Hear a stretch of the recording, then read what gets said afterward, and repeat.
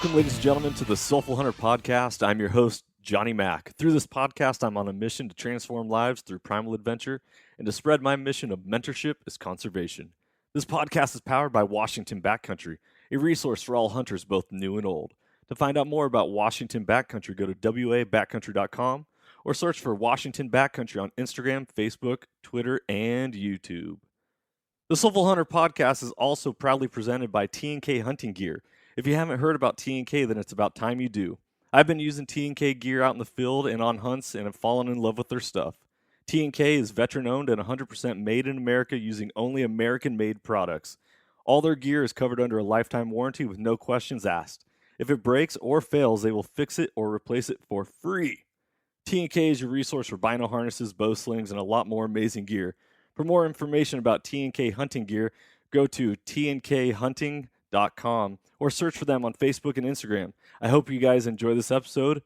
Freedom on and stay soulful. Ladies and gentlemen, welcome back to another episode of the Soulful Hunter Podcast. I'm your host, Johnny Mack. Today, I got a wonderful episode for all of you who are always interested in learning and getting into backpacking. Maybe you are a hunter who has never gone off the beaten path. Maybe you've never gotten out of your truck other than like a couple hundred yards from the road. Whatever it is, I got an episode that is all about carrying everything you want and everything you need on your back and going out and truly exploring and adventuring.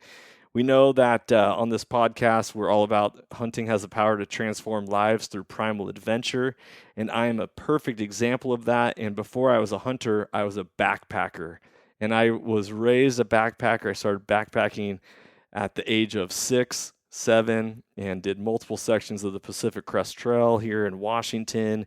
And I grew up and really earned my stripes on the trail, and it is some of the best and most memorable moments of my entire life and childhood. And I want to share that with everyone, and that is exactly why I have our guest on today, Emory from the Byland podcast, and he has created a course called Learn How to Backpack. He's also a hunter. He is a phenomenal person, runs an amazing podcast, puts out a lot of just killer content, which I want you to check out. And I'll make sure I'll have all his information into the show notes. You got to check it out. It's going to be awesome. But Emory, thank you so much for joining us today, man. I really appreciate it. Dude, thanks for having me. That is an amazing intro. I'm very impressed. Well, you deserve it, man, without question. So I need to have you do my intros. It'd be my pleasure. Yeah, dude, Emory, I know who you are. The listeners might not. Yeah. Give everyone the background on yourself, and then we'll dive into stuff. Quick background. Like you said, grew up hunting. Got into backpack kind of late. I'm from Southwest Washington, so right outside Portland, Oregon. In the Vancouver of Washington, not the Vancouver of Canada. We have our own. And then a few years ago, basically like 2015, I think, I started this website, Byland, as a way to just document my journey. It was kind of I started as a blog and then continued as a blog. And then I ended up hiking the Pacific Crest Trail in 2017. So just like 2 years later, which is kind of crazy. And then after the PCT, spun off to the podcast. You know how it goes. And here you are joining me for And an here I episode am, of man. The Soulful Hunter. So yeah, like what's weird about me, and you alluded to it, is that I'm a bit of an anomaly in that, and there's a few of us out there, but we kind of bridge the gap between the hunting and the backpacking. Like I'm not one, I'm not the other. I obviously lived like a hippie on the PCT for 5 months, but and then I came home and hunted. So to me, I'm just bridging the gap between the two communities because I enjoy both of them. So I totally agree. And I got into hunting because I realized that you could hunt black bear in the state of Washington in the month of man. August, which is always when I was going on my week-long backpacking adventures. And all of a sudden I was like, I can carry a rifle when I do this and have the potential to shoot an animal. This is incredible. I gotta check this out. So yeah, man. Well, we talked about that because you were on my podcast, and I remember as you were doing the introduction, I was like, oh yeah, this is gonna be a great show because you have all the years of backpacking, so it'll be a good conversation, Oh man. yeah, totally get it. Yeah, I've been backpacking for a long time. Used to work at REI in the That's camping right. department. I mean, I used to sell people backpacks, sell them all So many sorts of stuff, backpacks. sleeping bags, sleeping pads. Opinions. Yeah, you want an opinion. I got so many, let me tell you. So, Oh, that's funny. but what's really interesting is now that I've been hunting for 6 years and I stopped working at REI back in like, oh shoot, I'm 36 now. I stopped working at REI when I was like 26. So all Mhm. my gear is actually starting to be very outdated and Mhm. it is starting to like wear down. I'm like, okay, I Yeah. think now it's time for a new tent, or now it's time for maybe Mm. I'll check out That's exciting. not a sleeping bag this time, but I'm gonna go with a A quilt, quilt? or like all Ah, these things. And I'm like, when at first I was like, I have everything I need to hunt already. All I yeah, need is to know where and how to find animals. yeah, And now I'm like, okay, I got to take steps back and yeah, do it all over again yep. because everything a lot of things have changed, especially, whatever was on the shelves 10 years ago, probably a lot different now. I know. I gotta throw some props out to Thermarest because Mhm. my sleeping pad that I'm rocking is still solid, and I know I've gained W some weight and I've stepped on it a few times, and like Dude, it's probably someone out there's probably like, "They don't make them like they used to." right? I'm like, dude. So I was just hunting this last weekend, and I was laying on my pad, and Is this the night? I was like, please make it through the night tonight. I Dude, you didn't. know what's funny about that is that AirPads, I swear, it I don't know if you get lucky and get one that never pops, or you get one that does all the time. I don't know how it is. It's like Russian roulette with air mattresses sometimes because you hear some guys have these horror stories about, "This is why I don't use an AirPad." Yep. Yep. They're like, I'm all about that blue roll up foam or the accordions and all that Yikes. stuff. Yeah. But yeah, like my buddy Tony, he's sleeping next to me in my REI quarter dome 2-person tent that I bought years ago. And all of a sudden, I'm looking at him sleeping on his Sea to Summit pad, and I'm like, dude, that looks really comfortable. I could, I could probably go for some of that right now. Yeah. Just like I had pad envy. I was like, dude, that thing's like an inch and a half off the ground. That looks so Oh, comfortable. dude, that's awesome. I don't know. Am I How right? Am I how wrong? what are you rocking right now? Oh my gosh. It's orange. It's a Thermarest that's full length, but it's Yeah. it's lighter. It's a Thermarest Pro Light. Okay. Yep. Dude, hey, if it works, man. You know, So let's talk about buying new gear, right? I have what do I call it? It's like my golden rules of buying gear. And I screwed up recently and I went against my own golden rule. And the two rules are it really has to move the needle because gear is expensive, right? yes. Gear is freaking expensive and I have a lot of it and I've learned a lot from it, but it's really expensive. And sometimes it's not always going to move the needle just because it costs a lot of money. Like if let's say you have a 30-degree sleeping bag and and you're like, well, I think I need a 20-degree sleeping bag. That's really not moving the needle too far. If you say, I don't have a sleeping bag and I need a sleeping bag, that's moving the needle. Or if you want a 0-degree sleeping bag, Right. that Exactly. Like yeah. you can do some things inside your bag, pad some stuff, maybe wear your clothes, and congratulations, you got your 20-degree bag, right? The second rule is it better be fun. We put in If the it's not gonna move the needle, it sure as hell better be fun. yeah, we're putting the FU in fun. Yeah, We're dude, because for real, like buying gear is really fun. So if you know for a fact that this thing, you're just buying it because you want to buy it and it looks cool and it inspires you to get outside and it inspires you to use it and you can see yourself in an adventure in it, you have my blessing. yeah. But if it's not gonna do that and you're just buying it because you think you need it, then and it's not gonna move the needle, then save your money. buy something fun. What's really interesting is I've never actually done out of like I've had over 50 podcast episodes. I've never done a gear episode.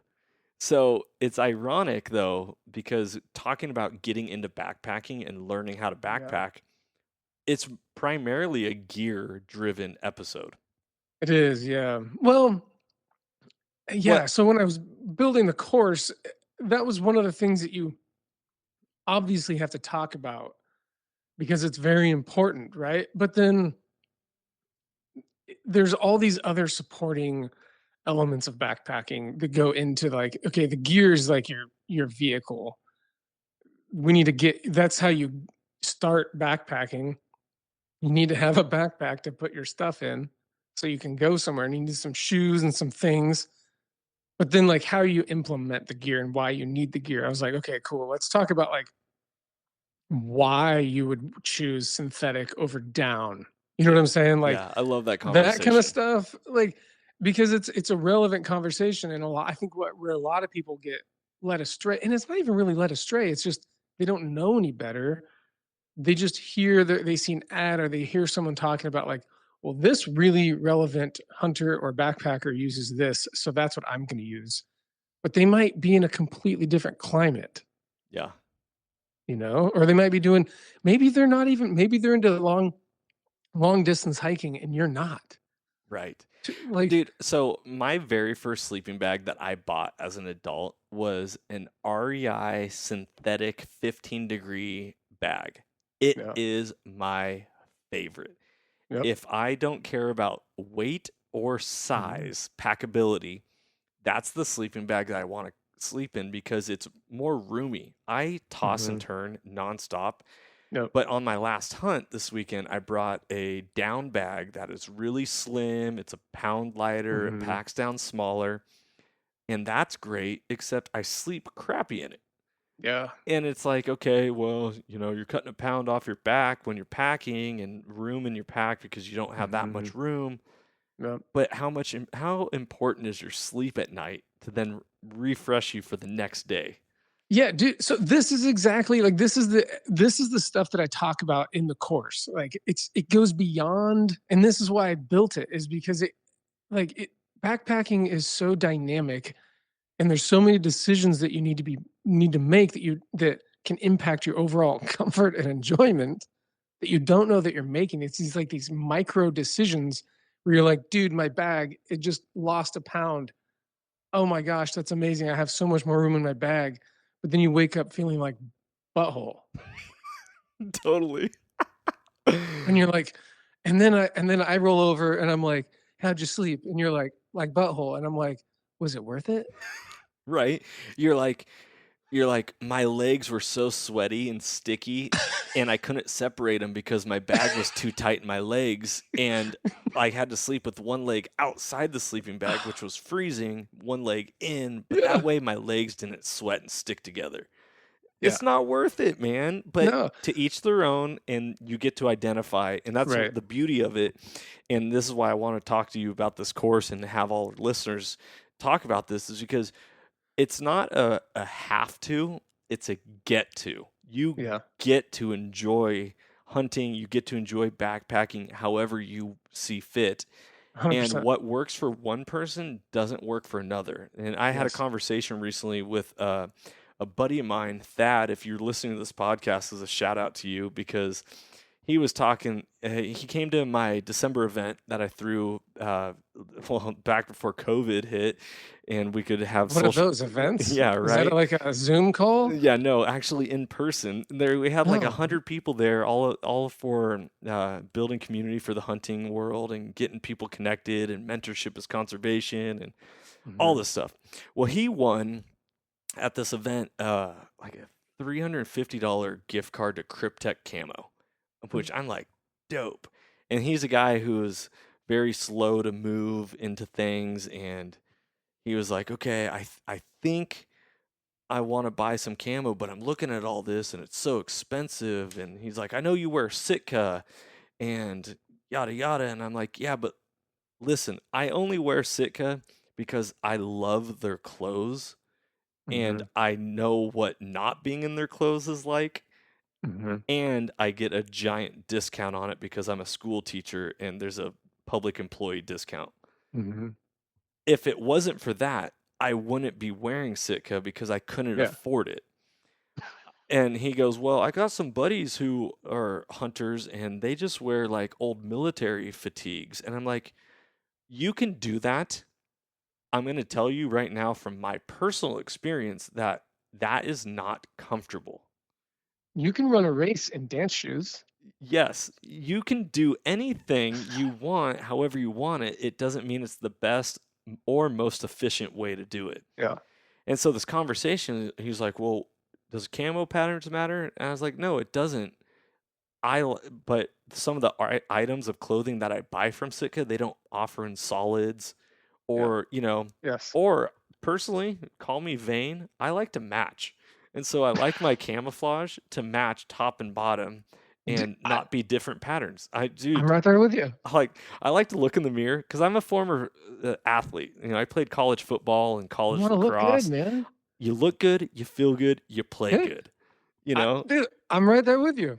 So 100%. If I'm gonna wear camo, I'm gonna wear camo, head to toe, underwear included. absolutely. But you'll never see it because I'm You'll never camouflaged. see it, just in case. Okay, so we can go down all these different tangents and rabbit holes. Yeah. Let's get to the course.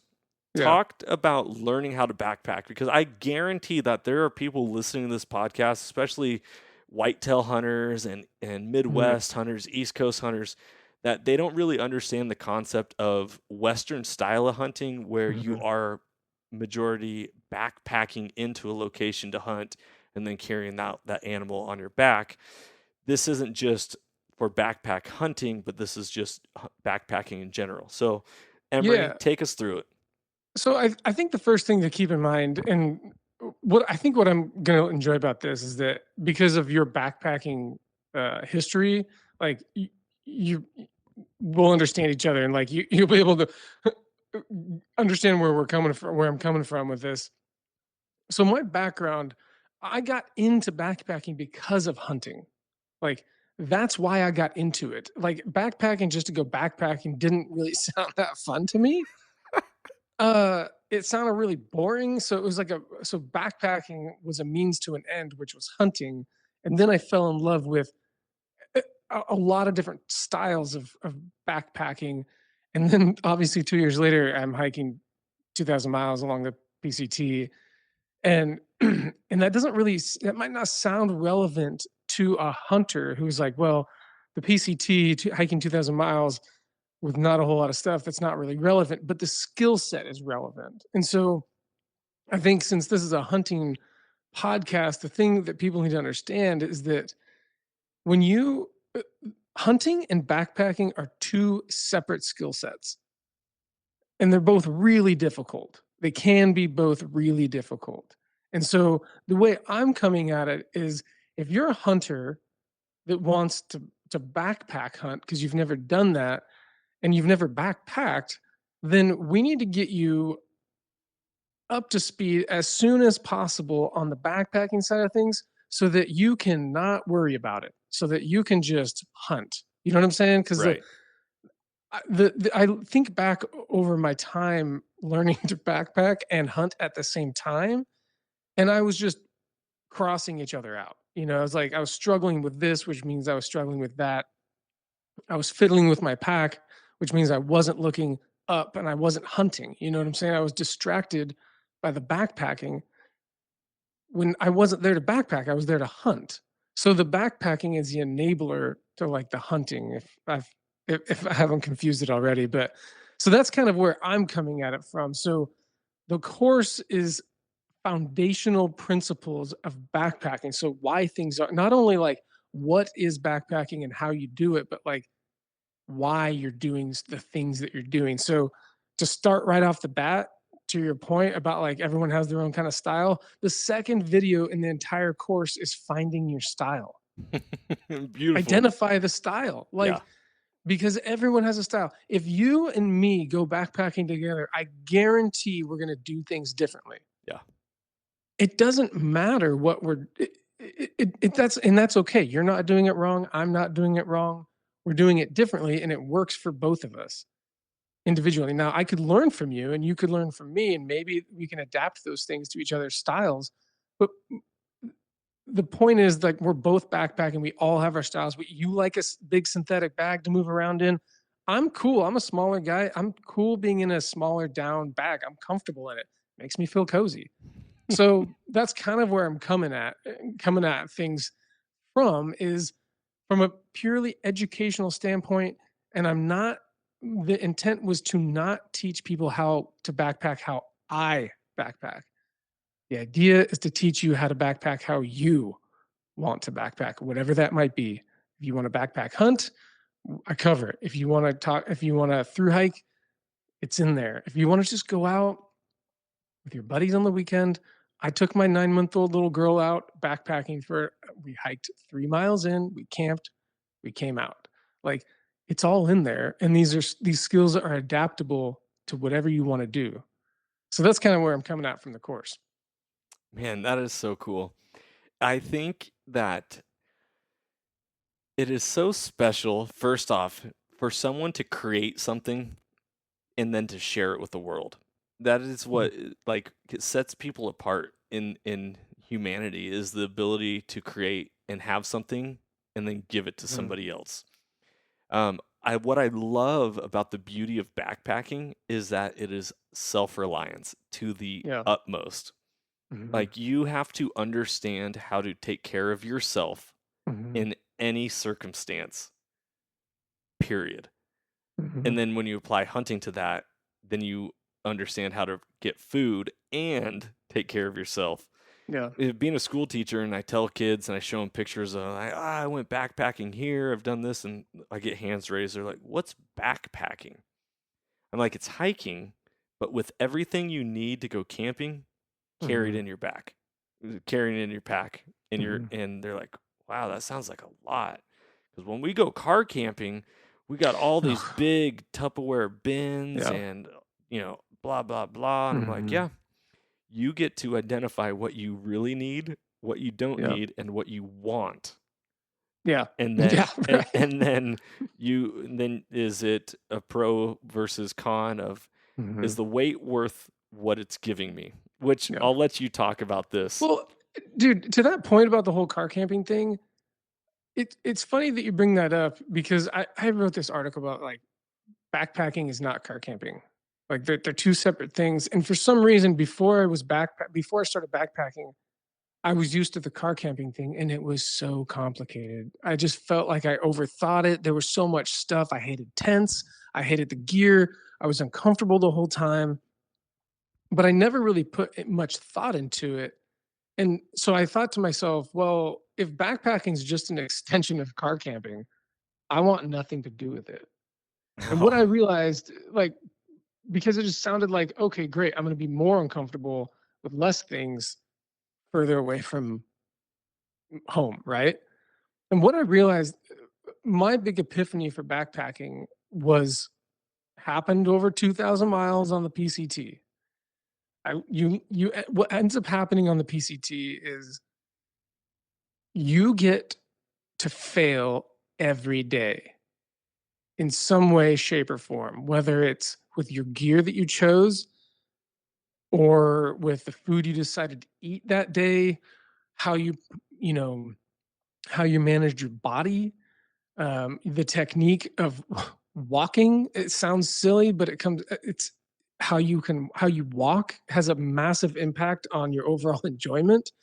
Um, for 2,000 miles in 5 months, I every week, you go out for a week, you come into town, you resupply, you go back out for a week, and it was like wash, rinse, repeat every single week for 5 months, and you get to finally, by the time you're done, you look back, and not only are you, yeah, sure, you're stronger, you might hike faster, differently, but you're just efficient with your gear. And backpacking became so second nature to me. I didn't even think about it. Like by the time I was in Washington and enjoying the 500 miles of Washington, it just was. It just became. Yeah. I was like, okay, this is what we're doing. Didn't have to think about what I was going to eat. I just had a system down. I had a process of how to get from point A to point B and not feel like butthole at the end of the day. So let's talk about backpacking, for example, or specifically. I feel like to be efficient, Mhm. everyone needs to identify their system Yeah. of how they do things. I personally am very slow to pack and get going in the morning. Mhm. I know that about me. It's because I've spent so many miles on a trail. I can't just quickly slam things together and then Mhm. be like, "Okay, let's go." Like Mhm. I'm very methodical on how I get going, but then when I'm going, I'm unstoppable. Mhm. Because I know exactly where everything is in my backpack in Mhm. case I need it or when I need it, and I packed it specifically with intent. And then Mm. when it comes to unpacking, there's an order to things and I'm good to Mhm. go. Yep. So, because this is going to be more of a learn to backpack podcast, take us through, I don't know, maybe it's 10 things, maybe it's 5 things, and without giving away your course, because obviously we want people to go check it out. But what are some takeaways that you've encountered and learned that you feel like are the biggest ahas to share with people that are going to get them started?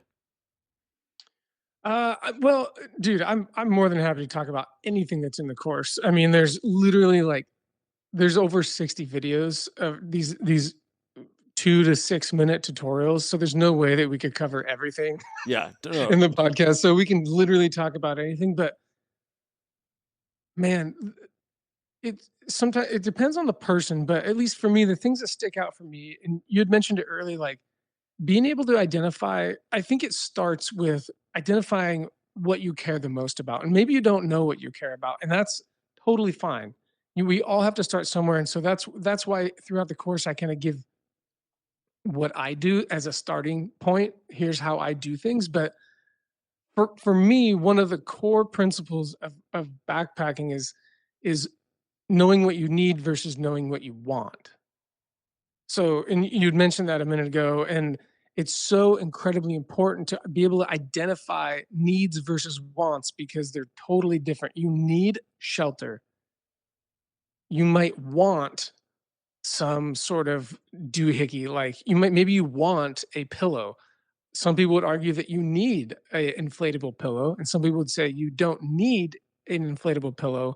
You want one so you can sleep better at night. You don't need trekking poles. You can walk without trekking poles, but if you've never experienced hiking with trekking poles, then it'll change your to me it just changes everything. Like I love that. Okay, so let's dive into both those topics for a second. Mhm. I back when I used to work at REI, and so okay, I am either raised like very poorly or raised to be like iron because it wasn't until I graduated college at the age of 22 that I got my first sleeping pad. I Yeah. slept with just a sleeping bag in a tent Mhm. on whatever surface my tent was laid on. And I felt everything. Yep. I felt every Yep. cold. And so then I was like, okay, I'm going to buy a pad because number one, I want to sleep better and the insulation value. Mhm. But then I was like, screw this. I want a pillow.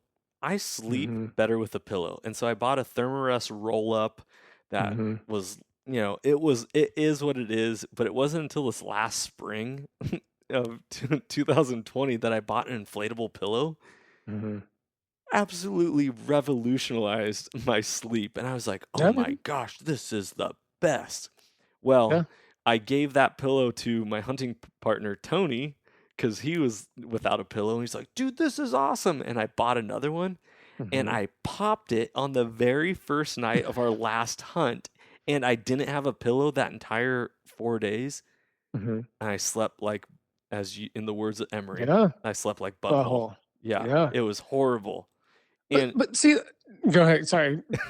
anyways, the point I'm just saying is like, you're right. Not everyone needs a pillow, but when it comes to taking care of, if your body is your vehicle, Yeah. getting you from point A to point B to wherever you want to go. If you can invest in taking care of your body, everything else is going to be a lot easier. Dude, 100%. And to your point about, yeah, I grew up sleeping on the ground. I don't think that's a very abnormal story. I think that's probably more often than not, you're going to meet people that be like, yeah, we just go slept on the ground. And people have slept on the ground for years. And I mean, literally cavemen, right? And Like and they were froze their sleeping butt off. and clearly we're still here, right? Right. So you don't need a sleeping pad. And I think when I first learned how to backpack, I had a lot of misconceptions about what needed to go in my bag and why. And so in the course, we talk about why you need, sorry, not even need a sleeping bag or a sleeping Why pad, you but might want. why you might think it's a good idea to have a sleeping pad. And it's, yes, are they comfortable? Absolutely, they're comfortable. Who doesn't want to sleep on an air mattress, right? But more importantly, dude, it's insulating you from the cold, cold ground. And for hunters, unless you guys are hunting somewhere else that I don't know about, hunting season falls in some really horrible time frames up in these parts, unless it's September. And so the ground is cold and it sucks the life out of you at night, Yeah. i.e., warmth. Your body temperature drops. That's why you toss and turn all night long. Can you survive? Absolutely, you can survive. You can sleep without a pad.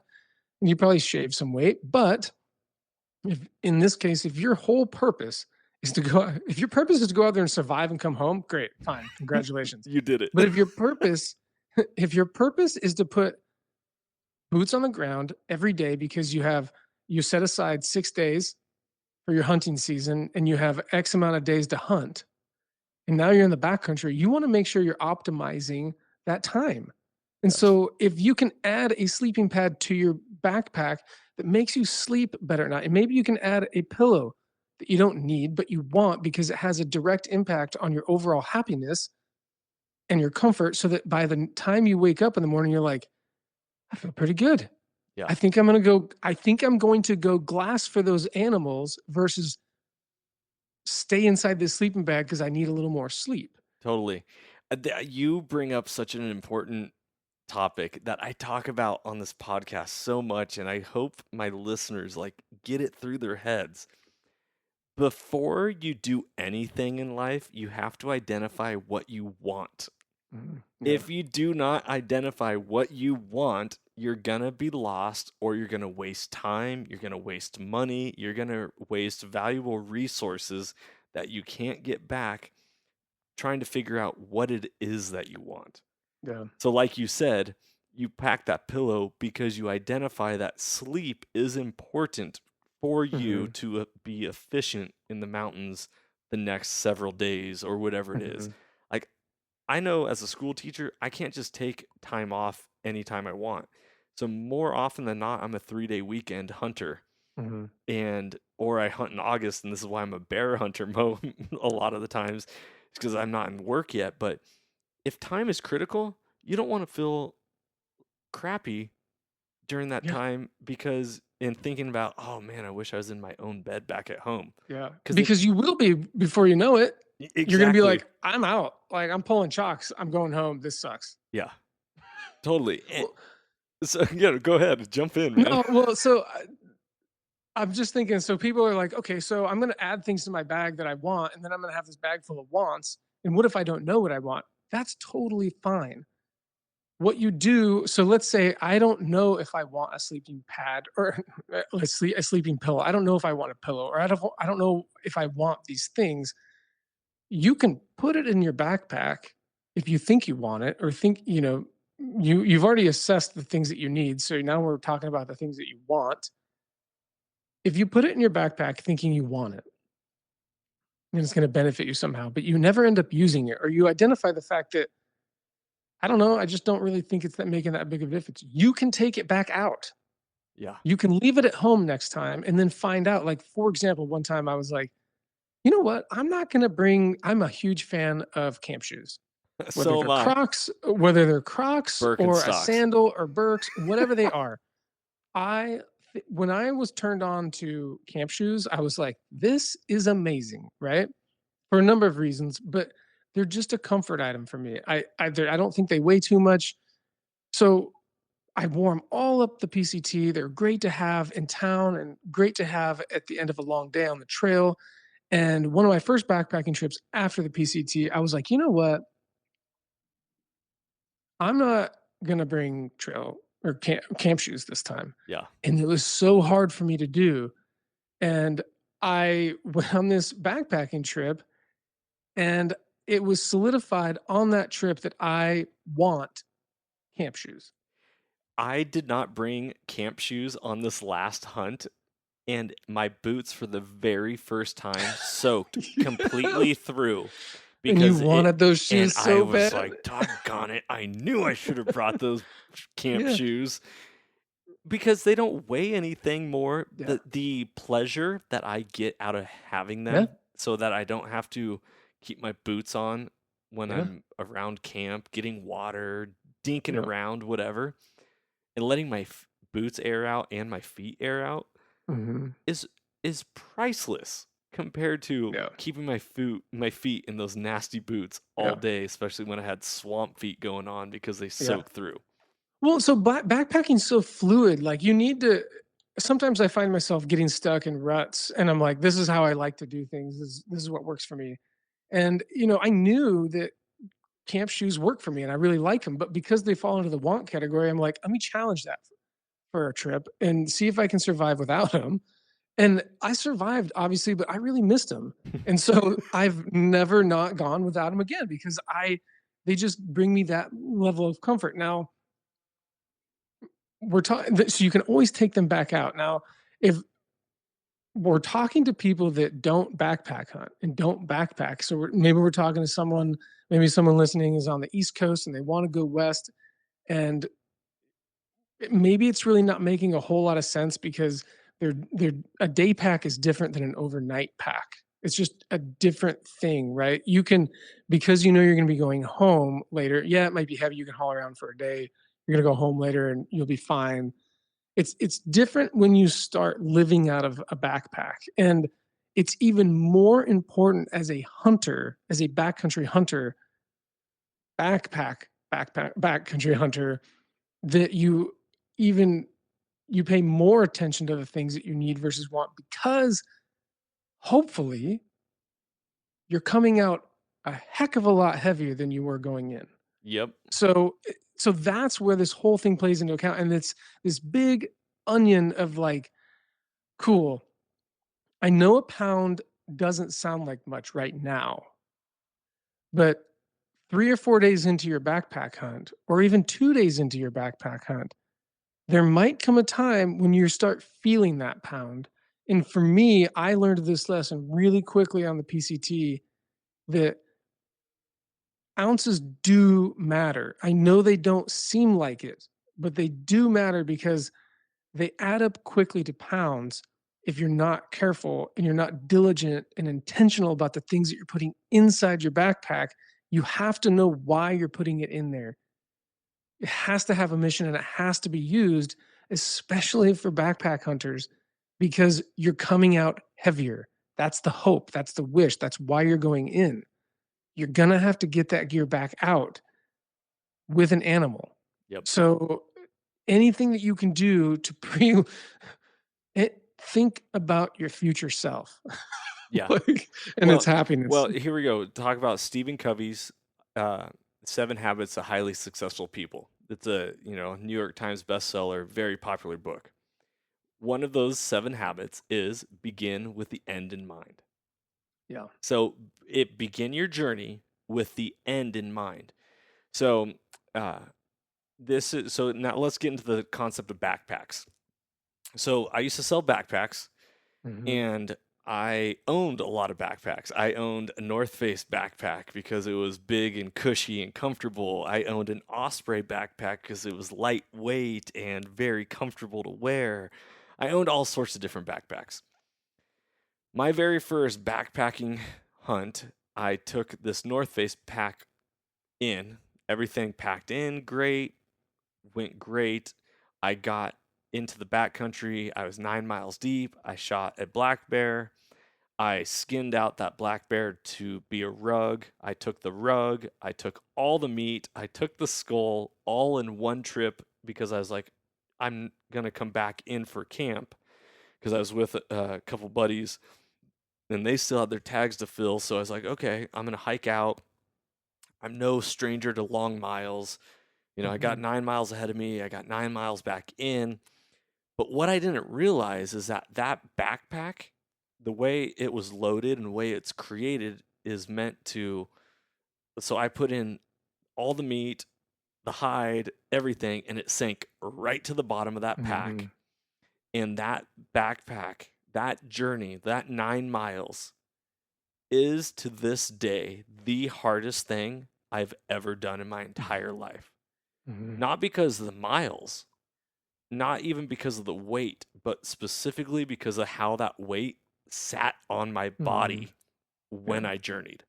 And then from that point on, I was like, okay, I'm going to buy a hunting specific backpack Mhm. where I can now put meat on a shelf and Mhm. sandwich it to my back and, Yep. go from there. Like that changed the game. Yep. And Dude, it's the mission. What's the mission? right. Adapt your gear accordingly. Yeah. So just recently, if all you listeners out there, I was able to try out an initial ascent backpack, Mm. being a part of the Brotherhood of the Traveling Pack, kind of like the Sisterhood of the Traveling Pants. And I was able to use a backpack for this hunt, and I got to pack out this black bear with my camp on my back. And I was like, dude, the last time I packed out a bear from this Mhm. location, I it was the hardest thing I've ever done in my life, and this Mhm. ain't bad. Now, Mhm. granted, I had wet, soggy feet and Yep.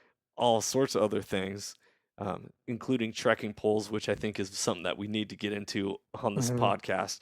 Um, but it changed the game Mhm. absolutely. Like it sucked. Like don't get me wrong. Like don't the suck was there, Yeah. but it wasn't the hardest thing I've ever done in my life.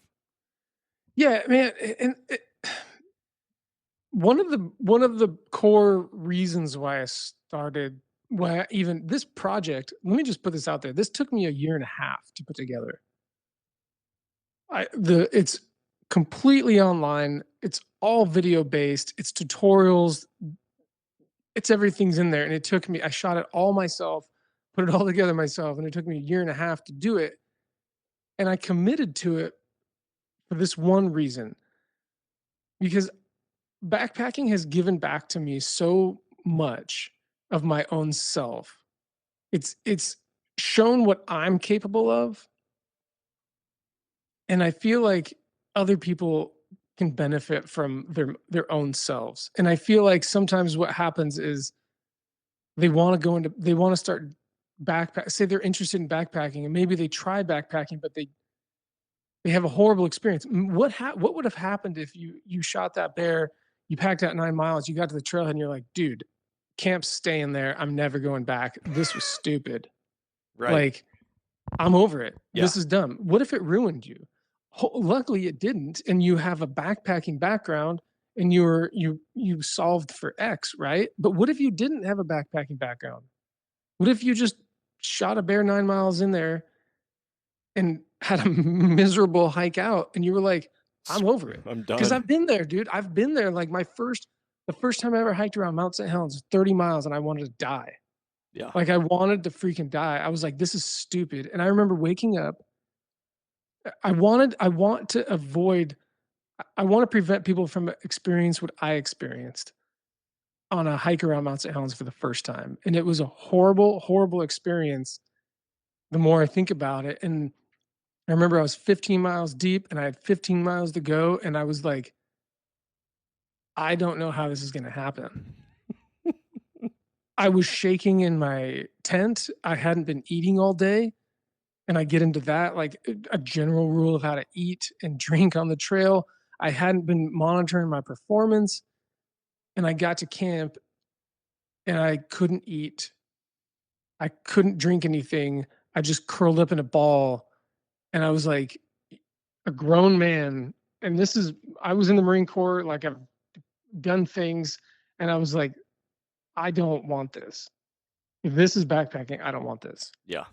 And I had 15 miles. I had a night to sleep in, I had one night to go, and I had to wake up the next morning and hike 15 miles over the worst part of the trail. And the whole if it wasn't my feet hurting, it was my knees hurting, and if it wasn't my knees hurting, it was something else, and it was just insult after injury, and I was like, "Oh my gosh." And I got to my car that time, that when we got done, I got to the rig and I was like, "I might never do this again. This is such a horrible experience." You're I like, got what's the home, point? what's the point? Like, what am I getting out of this thing? And I didn't get I mean, I'm sure I could label some things that I got out of it. You know, I got perspective and a whole bunch of stuff. I got home, could hardly go, could hardly, you know, you put yourself through hell, and then you drive an hour home, and then hell's now getting from your car to the house. And it took me a couple days to come back from that and being like, okay, I'm not done backpacking. I'm done backpacking the wrong way. It's time to learn. Yeah. Well, you know what it gave you, which you might not have even realized until maybe just now, but it gave you a baseline. Yeah. It gave Yeah. you, Yeah. I know where I don't want to be. Yeah. There's nowhere else to go but up.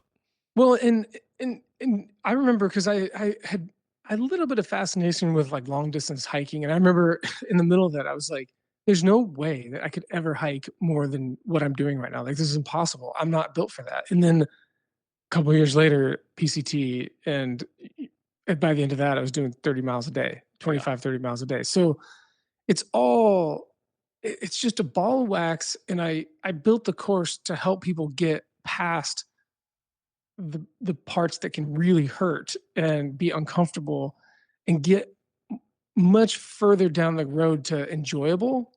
Trust me, you're gonna have your own, you know, struggles and tribulations. Like we all make mistakes. We all make I like to mistakes. call them the suck fest. Yeah, dude, we're all gonna have that. Like, and I think it's good for you. So I'm not gonna remove that from your life. But my whole intent with this entire thing is to be like, give you a baseline from what educate yourself as to why you need these things or why you might need these things, and to help you decide for yourself what is important, what is unimportant, Totally. and go from there so that you can have the best time you can in the backcountry, because dude, it gives so much back to you. So here's my thing is number one, hunting is super special. And as you heard me say earlier at the podcast, it has the power to transform lives through the primal adventure.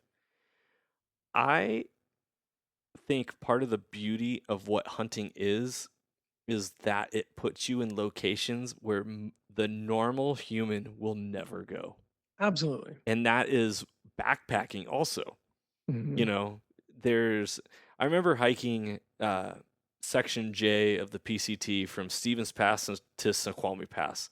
And mhm, even though that I was on the PCT, which is a heavily used trail, I remember stopping, looking up in the sky, looking around at the ridges and all this stuff, and thinking, wow, I am in probably less than 1% of humanity that will ever see this location. mhm. And I don't know, this is going back in time. You remember the movie Garden State? Yeah.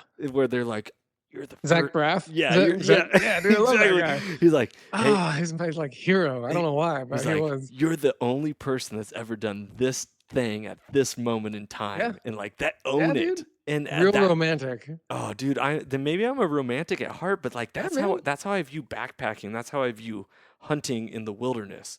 Because Mhm, when you get there, no matter how much it sucks, and even in that movie, it was mhm. like dumping rain and the last scene, Yep. and it's Yeah, like, yeah, yeah. yeah, but no one else is experiencing it the way Yeah. you're experiencing it, and that's the beauty of it. And Yeah, man. it's so addicting and exciting. And as much as it sucks, the minute you're back home, you're gonna be like, "Oh, I wish I was back out there." Yeah, and that's what's so goofy about it is that it on that hike around Helens, it took me 1 or 2 days to lick my wounds, but then I was like, I remember waking up one day and like a couple days later and I was like, "Alright, that's kinda badass." Like, "Alright."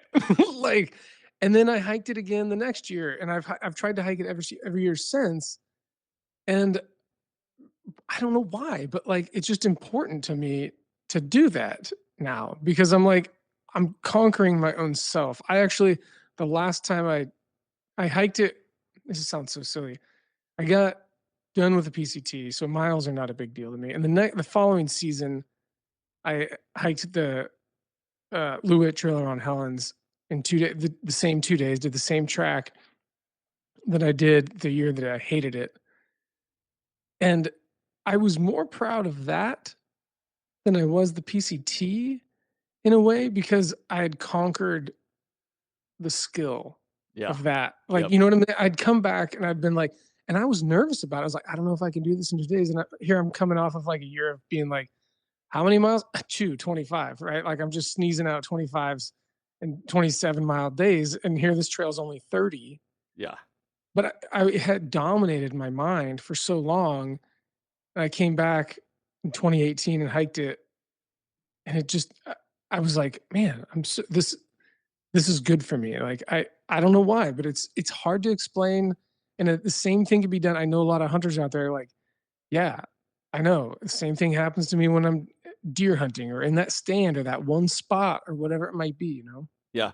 I would say that when you backpack, and whether it's backpack hunting or backpacking, if you can put yourself in an uncomfortable position, it is Mhm. where you make yourself a better person.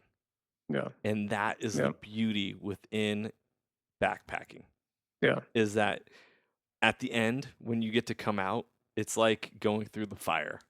Mhm. You may not enjoy it in the moment, but when you look back on it, you're going to be like, hell yeah, man, Yeah. dude, I'm so much stronger and better. Yeah. And that was awesome. And look where I am now. Yeah. Boom, you know? So so the opposite side of that, this conversation is the person that's sitting out there and be like, dude, I don't want to suffer. This sounds terrible. Can I just go backpacking and have a good time? And my answer to you is yes. And we can help. I can help you with that. Like, again, find your style. What is your style? Are you the type of person that wants to go out there and find the line of where they've never been before and then touch it and maybe go a little beyond it so that they know where they stand with themselves?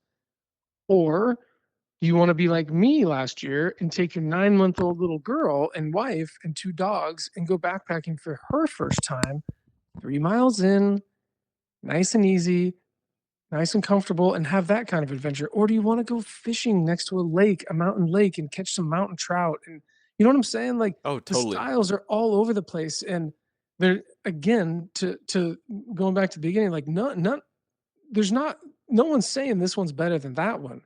It's all backpacking and everyone has their own flavor, but it can be whatever you want. So like maybe you start out with like, you know what I would really like to do? I'd like to take a 10-car backpacking fishing route and I'd like to go fly fishing for some mountain trout in the Sierra or wherever it might be, you know? And that sounds amazing to you.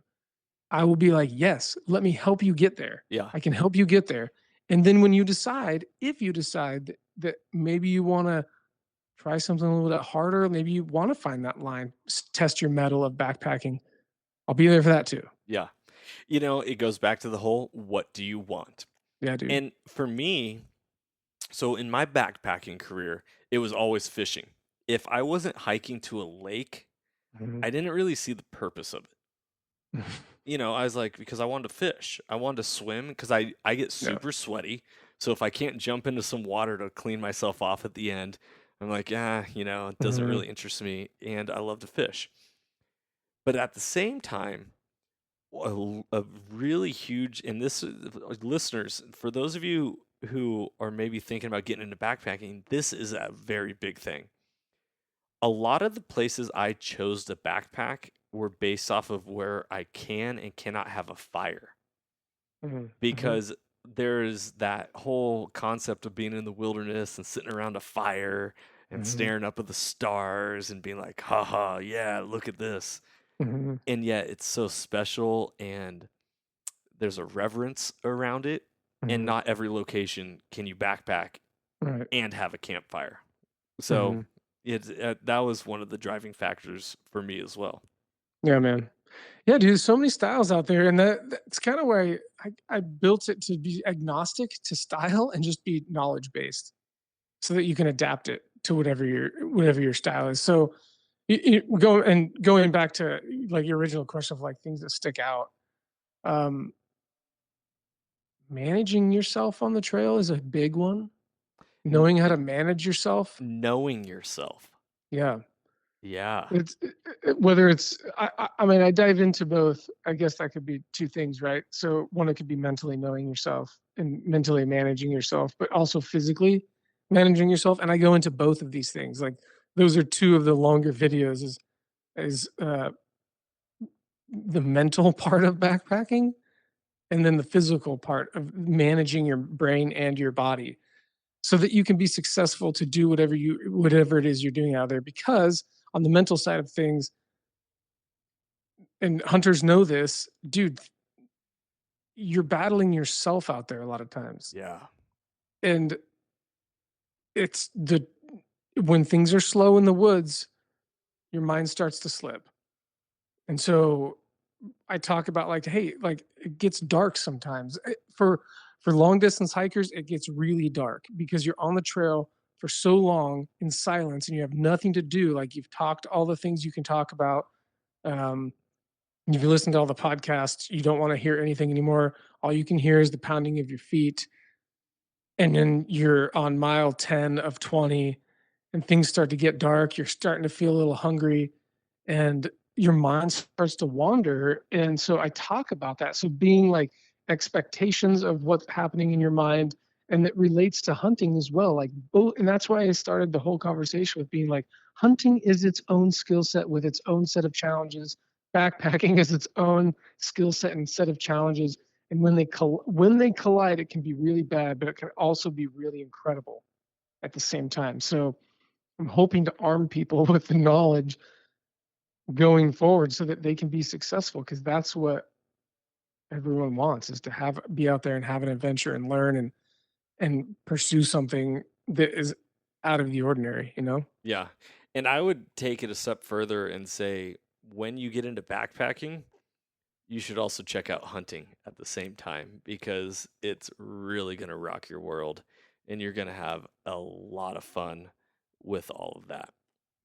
I want to hit a topic that I thought was now, this was a very judgmental aspect of me backpacking. Mhm. Here I Okay. was, a dude who didn't have a sleeping pad. I slept cold at night because I was Yeah. freezing my butt off. I could grind it out. I could tough it out, like be a man. And I looked at people with trekking poles and I was like, you Mm. guys are Bold. wussies. Like, come on.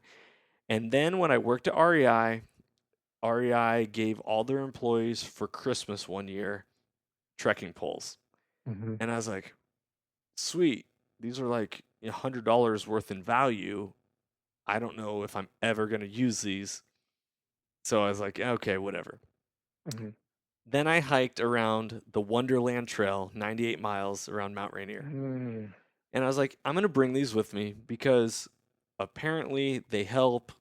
Who knows? They spent most of the time in my backpack until the one time I decided to break them out and I realized how special trekking poles are to backpacking.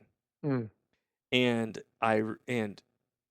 let me just say this for all you listeners out there who don't use trekking poles.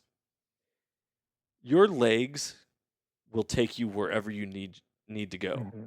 But the minute that you can use your arms to help your legs take you wherever you need to go, makes everything that much Mm-hmm. easier. Yeah. That is what trekking poles is for. Not Mm-hmm. just stability, but Mm-hmm. literally using your arms and your legs to go up a hill is a Yeah. lot easier than just using your legs to go up a hill. Yeah. Is that something that you talk about in your course? I do, yeah, and I talk about not only the trekking poles and if they're a need or a want, but I talk about how to use the trekking poles because a lot of people, I wouldn't say it's hard to say improper use, but I think there's better ways to use them, like how to actually manage the use of them. Because if you watch someone use trekking poles for their first time, they're like flopping over their like antler antennas. They don't know what they're doing with them, and they're kicking out in front of them. And so I kind of talk about not only the use case for them, but like how to optimize the use of them, I guess you could say. And your story is probably shared by so many people leading up to their one experience with trekking poles where they're like, whoa, what? Yeah. These things have been out here for this long and I haven't been using them.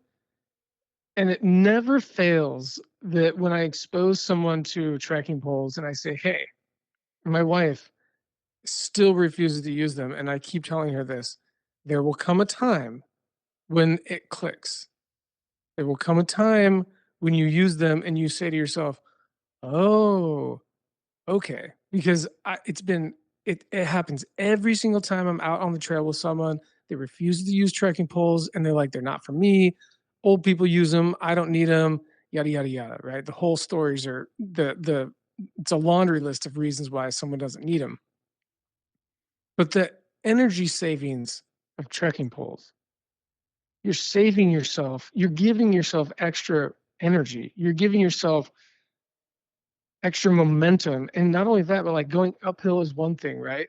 Yes, you no longer have to rely solely on your legs to propel yourself uphill, but going downhill is equally as important because now, especially if you're a hunter and you have a heavy backpack, but regardless, you can lessen the impact on your knees and ankles going downhills. And I think that's as equally as important as going as the efficiency going uphill. Would you agree? Oh yeah, totally, totally. And you know, it's interesting and ironic about what you're saying is even though I know how important trekking poles are, when Mhm. I'm hunting and I'm heading in, Yeah. they're in my backpack It's hard, because I'm man. carrying my Hunting. rifle and I'm like, Yeah. okay, I'm hunting. But the Yep. minute I'm on my way out, they're in my hands. And So, so that's a very. I'm glad you brought that up. I struggle with that myself. It's very difficult. Hunting, you have to put it all in perspective. I think that trekking poles come into play when one they're way better on trail, right?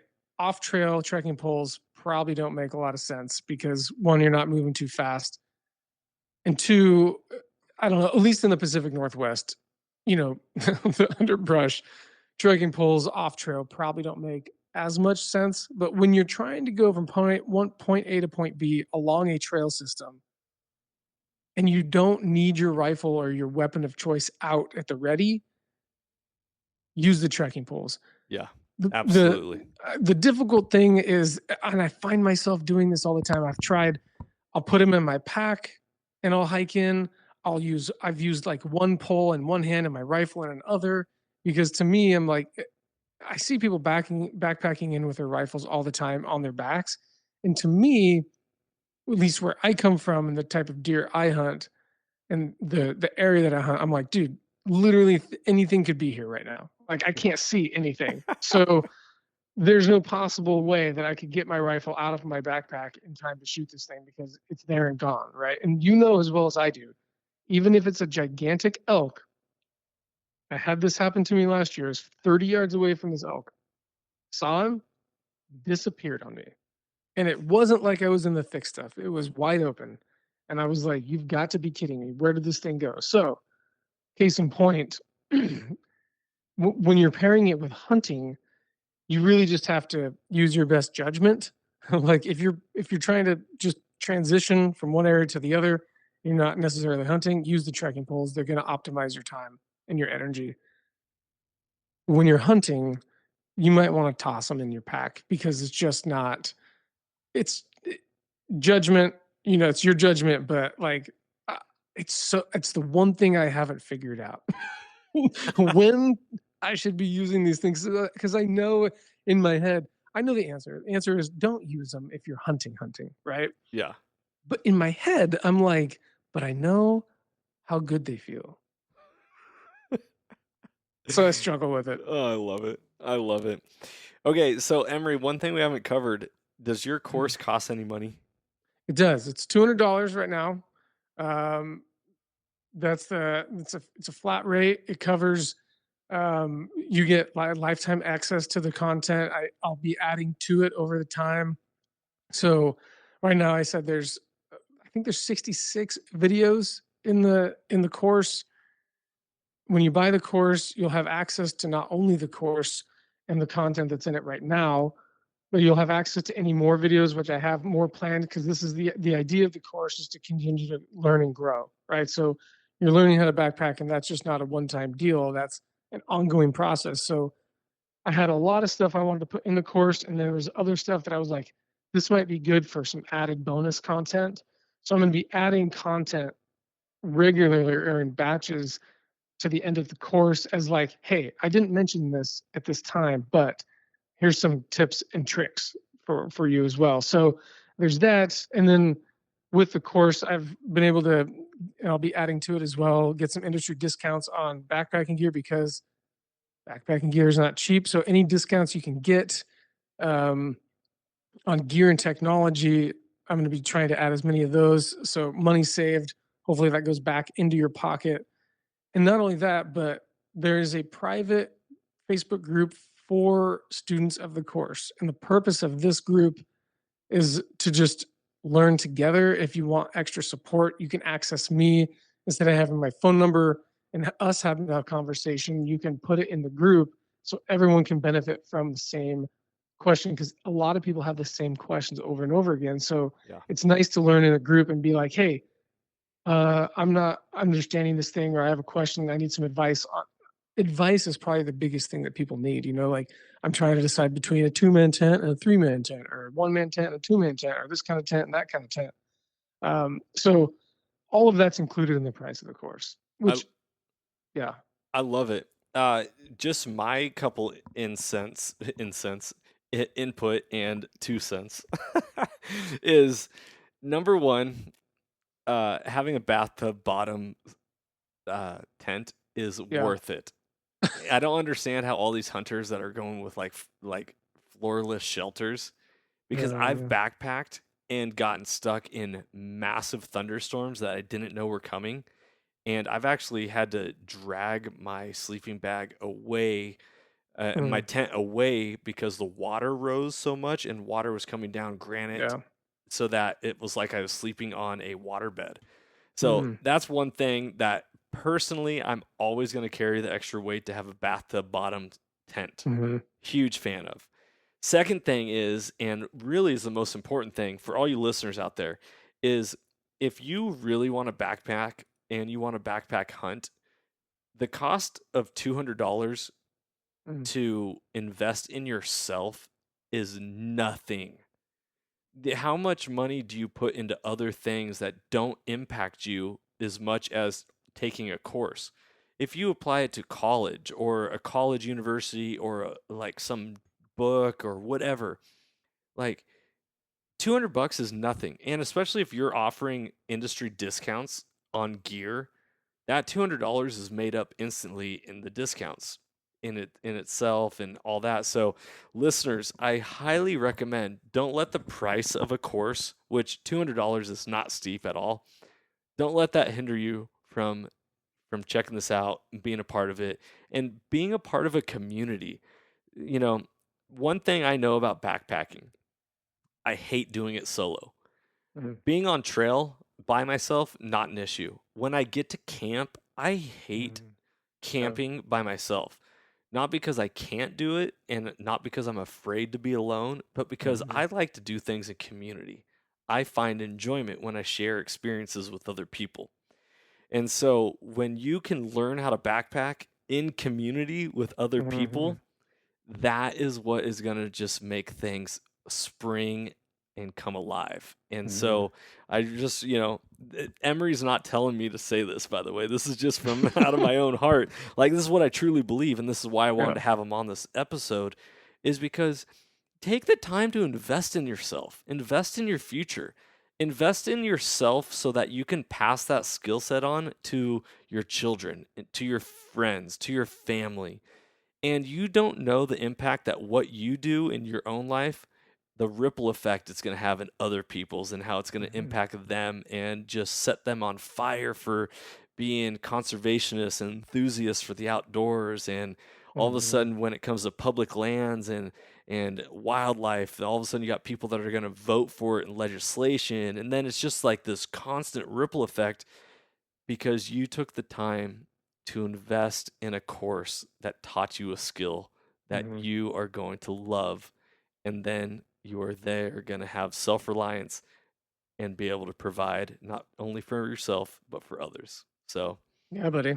I love it. Thanks so much for the kind words, man. dude, I believe in it, man. That's why you're here. I mean, obviously you're here because you want to be, but like that's why I wanted you Yeah. here. I Yeah. believe in what you're doing, and I think if everyone gave back the way you did, this world would be a better place. It's about giving. You can't. I always say on this podcast, you can't outgive good. Mhm. And whether it's you're having to charge $200 for your time, cool, so be it. You're still contributing to society and making it a better place. So thank you. I really Yeah, appreciate it, man. Emery. Thanks for having me on, buddy. Hey, before I let you go and before you jump off yourself, what is the contact? Mm. Where do people find learn how to backpack course? Where do they find your podcast, your Yeah. social media, all that? So the website's probably the best. My main website's the best place to go for all of that stuff. Byland.co. So BYLAND.co. Byland. On there, you'll see at the top there's a big "Learn How to Backpack" tab. You can probably even just Google "Learn How to Backpack." I've done that, and I show up. So you'll see Byland show up. But I'll get you the links for those. The course is not hosted on the website. The course is hosted through a Teachable, so you can actually learn on your mobile phone. They have an app, and you can course to your phone for offline learning as well. So you don't have to be on a desktop to use it. But yeah, so I also have the Byland podcast. You can look that up, Byland podcast. It should show up in Google. Pretty easy to find. That's pretty much it. Yeah, byland.co, buddy. I love it. I literally just Googled learn how to backpack, and you came up as the number two in the search Yeah, engine buddy. behind rei.com for backpacking tips for beginners getting started. Hey, man, So, that's good news. yeah, you're the second one. Learn how to backpack byland.co. So, Yeah. dude, good stuff. Great stuff. Emery, what hunt do you got going on next? Dude, two hunts. So I got this fancy new rifle from Bergara that I need to that when we talked about I mentioned gear like if it's not gonna move the needle for you, it better well be fun. So this rifle got me all fired up and super excited. So it's a 270, and I have October's deer season. So in Washington, modern blacktail, super fun. That's like I would love to go archery deer, but that's the prime time, man, for blacktails. Like Right. October, November, right? Yeah, So Halloween. yeah, Halloween's man, the like go-to. that's the time frame. That's go time. So my hope is to do a overnight backpack hunt for blacktails. We just had a baby, so I'm dancing that, with that new reality. So we'll see how things go. But my hope is to do at least an overnight, if not just like morning trips out. But come November, and I told you this before, I'm staring down the barrel of a backpack elk hunt. So Oh. yeah, in November. Last time I did that, it was mighty cold. Is that a rifle hunt? It is a rifle hunt, yeah. And the last time I backpacked in by myself a couple nights during November last year. It was so cold, and I was alone, so it was one of those like, all right, let's stick it out. I didn't get anything, but it was good. It set me up for success going forward. So blacktail in October and elk in November, prime time, buddy. Man, dude, you're a stud because I have rifle hunted Roosevelt elk in It's not fun. November It's in not good. Washington, and It's I stayed in a travel trailer because I had one at the time, and I yeah, pulled it down, and like this giant windstorm came and yeah.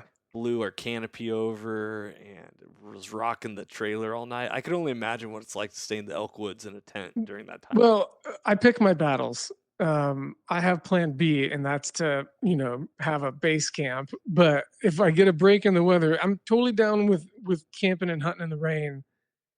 But I again thinking for my future self, like what's this gonna look like with an elk on the ground? How's that gonna plan out? So last time I went, I just look at the weather and I'm like, okay, cool. Seems to be optimal for success for both, you overlap backpacking success and hunting success. I think it's important to make sure you're successful in both of those things. So, yeah, that's the hope. That's the plan. We've got like 10 days of rifle season, so I'm sure there's Dude, a I break in love weather there it. Good somewhere. luck. Okay, I got one last question for you I'm before we ready. sign off. What has hunting done for you? It's funny you ask me that. I've been asking myself this question. It's so weird. Recently, when I say recently, in the last 6 months, because hunting was way more prevalent for me as a kid growing up than it has been as an adult. And I say that because that's what got me into the woods. And hunting, I don't know what it was, but I was just attracted to it as a child, as a teenager. And I begged my dad to take me. And he was not a big game hunter. He was a bird hunter from the Midwest. So it was out of his wheelhouse. And he took me anyhow. And I feel like hunting has not only enabled me to go through other doors in the outdoors, but to have a better appreciation for what happens out there. I think that I love backpacking, but I'm glad that I went at it backwards. I'm glad that it started as hunting and ended up as backpacking versus backpacking and then hunting, because I think that when you're on a single track trail, backpackers tend to just think the world exists within 10 feet of that trail. And I think hunters know that that's just where that's like the doorstep. Right. You know what I'm saying? That's the Yep. doorstep. And I hiked with this guy on the PCT. I would identify game sign, deer tracks, bear tracks, nibbles here, droppings there. You know what I'm saying? And I would be like, "Hey, dude, check this out. Deer moving through here." And I was just pointing it out. And he's like, "How do you know all this stuff?" I could And totally visualize. Did yeah, he have and a man bun? not at the time, no. Uh, and he just looked at me like I had a horn growing out of my head, and he like I was some sort of whisperer of the woods or something. And I'm like, no, man, I've just grown up hunting. Like this is the thing that you look for. And so I don't know, it's just given me an intimate relationship with the reality of what's going on out there. And I feel like the more I learn, the more I'm like, wow, I really don't know what's going on out there. I wish I knew more. So it's intriguing. That's a very long-winded answer, but that's my answer, man. I love it. And you know what's beautiful is my story is the complete opposite of yours. Yeah. I was raised backpacking, got into hunting later, Mhm. and I didn't realize that the land I was hiking on, I could hunt. Yeah. I didn't know what a deer track looked like until I was in my mid 20s. Yeah. I didn't know what a game trail was or that what public land was. Like, Mhm. and I think that's one of like the main blockers that backpackers and Mhm. public land users who are not hunters have on them is that this land is available to hunt. It's not just for viewing pleasure.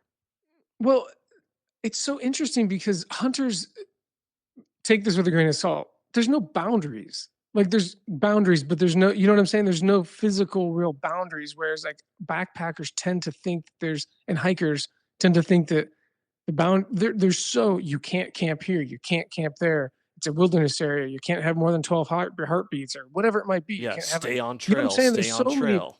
like it's just pounded into backpackers' brains that there's rules, rules, rules, rules, rules, and there are. But then if you hunt a wilderness area, you're not on the trail. No. You know what I'm saying? So it's just a very strange frame of mind. And I think yeah, we're exact opposite, you Yeah, know. And again, no right or wrong. It's just different. And so hunting has given me an appreciation for a lot of things that I know now. So yeah. totally. I remember this really stuck out to me because I said it on when I was a guest on your podcast, what, like 2 years ago. Hmm. But hiking is point A to point B. Yeah. It's coloring within the lines. Yeah. Hunting is coloring outside the lines. Yeah. And it really is true. Like, I would not have killed my bear on Sunday if I would have stayed on trail. Mhm. I would not have even seen an animal Mhm. if I stayed on trail. The moment I stepped off a trail, the woods came alive. Yep. And then I Yeah. saw an animal. Yeah, You know? man. I love it. Dude, this conversation could go forever. Yep. Emory, you've been an amazing guest. Everyone, go check out the Learn How to Backpack course if you are interested in learning how to backpack. Emory is an amazing resource of knowledge and experience for you to bounce ideas off of. I know he has been more than willing to help me on a lot of questions that I've had. And so don't be afraid to reach out. And I think Yeah. this is one of the things in social media land and in today's world is like people get afraid and like, oh, this guy runs a podcast, he's too big for me or too good for me, or dude, we're just dudes. We are literally, I'm just a dude, you're just a dude, we're just here and we're just sharing what we love. So if you Yeah. got questions, you got insight, you got comments, we'd love to hear from you. Absolutely. Love to hear. That's what makes what we do that much more fun, because I don't like to talk to myself. Like I said earlier, I don't like hunting and camping and backpacking by myself. I don't like to podcast by myself. I'll do Yeah. it if I have to, but I love community that much more. So Agreed, man. Thanks for having me on, buddy. I love it. All right, guys. Well, go check it out. Thank you so much for listening. As always, freedom on and stay soulful. If you enjoyed today's podcast, I'd love it if you could go ahead and give this a rating as well as subscribe. Also, you can check us out on Instagram under the Soulful Hunter Podcast. Make sure to tag us in pictures and posts and use the hashtag Soulful Hunter. To find out more about the Soulful Hunter Podcast, go to soulfulhunter.com and be sure to follow the podcast, as we are going to be bringing you a lot of great information, insight, and changing lives through primal adventure. I look forward to connecting with you on the next episode. Stay tuned and stay soulful.